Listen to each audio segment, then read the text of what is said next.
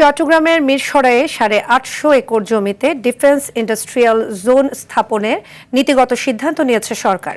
এতে বুলেট ও ট্যাংকের যন্ত্রাংশ উৎপাদনের লক্ষ্য রয়েছে বলে জানান বিডা বেজা ও মিডার নির্বাহী চেয়ারম্যান এবং পিপিএর প্রধান নির্বাহী কর্মকর্তা আশিক চৌধুরী।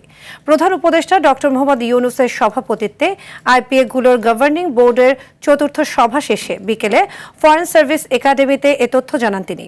এছাড়া প্রবাসী বাঙালিদের দেশে বিনিয়োগে উৎসাহ দিতে এফডিআইতে ইকুইটির উপর 1.25% নগদ ক্যাশব্যাক দেওয়ার সিদ্ধান্তও নিয়েছে সরকার।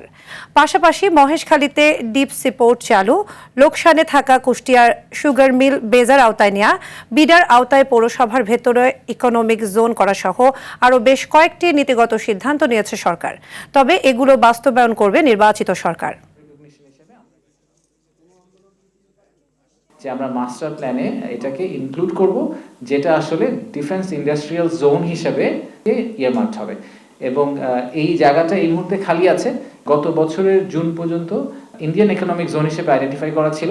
তারপরে অনেকে শুনেছেন যে ওই প্রজেক্টটা ক্যান্সেল হয়ে গেছে, তো ওই জায়গাটা অ্যাভেলেবল ছিল। আমরা ওই জায়গাটাকে এখন রিপারপাস করে ডিফেন্স ইন্ডাস্ট্রিয়াল পার্ক হিসেবে ইয়ারমার্ক করছি। তো এই পুরো জিনিসটাকে এক্সিকিউট করার জন্য আসলে একটা ফুল ওনারশিপ এবং ফুল ফোর্স দরকার।